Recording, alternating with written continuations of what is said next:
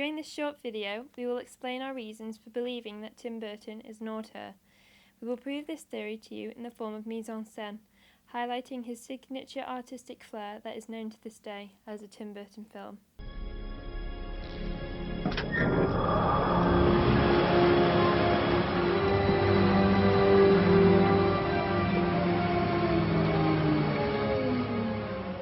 Burton spent the majority of his childhood as an outsider.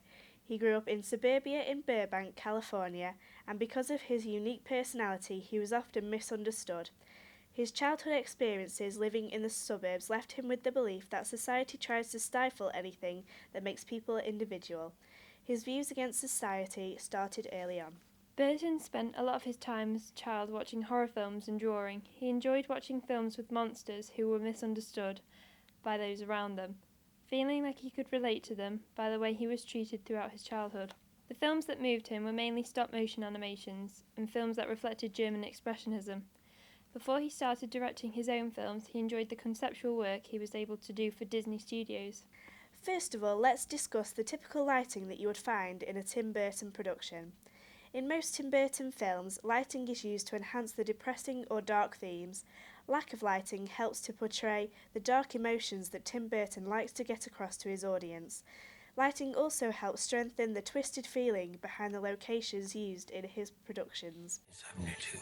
1972. This brings us onto the locations used in these films. There is a similar theme and location throughout many of Burton's movies. This includes the exaggerated sets, and everything is enhanced to make it look more dreamlike, and as though it has just come out of Tim Burton's imagination. Tim Burton also uses exaggerated costumes by choosing colours that reflect their personality. For example, in Alice in Wonderland, the Mad Hatter's costume is very crazy, with an eccentric feel to it. This enhances just how mad he is. Another example of this is Johnny Depp's character in Sweeney Todd. He is dressed in very dark clothing. This is done for two reasons. One is because he plays a very dark character, and the other is because Tim Burton wants to portray that this particular character has had a depressing past. The makeup used in Tim Burton's creations help along with the costume to build up the character's personality, from using the extravagant wigs in Alice in Wonderland to the eccentric facial features in Dark Shadows. This shows how diverse Tim Burton's characters are. The characters' makeup can also portray their wealth and importance in the time and place where the film is set. For example, the Red Queen in Alice in Wonderland is the most important person in that area. She has the most authority. Therefore, her makeup is very extravagant. She is made to have huge eyes which can look very intimidating. They also have a lot of colour to them and around them, and she also has massive red hair to portray her as a fiery redhead. If we were to compare this to the Mad Hatter's makeup, who lives in the abandoned area and has no authority, he is made up to have tiny eyes and a very small face. The red rings around his eyes also suggest he's been having a very hard time. Tim Burton portrays most of his characters this way by using makeup. This brings us on to the actors and actresses that Tim Burton chooses to use. There are hardly any Tim Burton films that don't include Johnny Depp and/or Helena Bonham Carter. This is because their acting style is so unique and therefore makes nearly every Tim Burton film completely unique. With 156 awards and nominations between them, they are known as the two best and most popular actors around today. So, for Tim Burton to choose these two for nearly every one of his films does not only make his films more appealing to his audience, but also supports our idea that Tim Burton is an auteur. As soon as you see a film with both Johnny Depp and Helena Bonham Carter in, you instantly know that it is highly likely to be a Tim Burton creation. Johnny Depp and Helena Bonham Carter also have a distinctive acting style. Johnny Depp frequently plays a character with a messed up past and/or a twisted personality. This makes his acting style instantly recognisable and unique.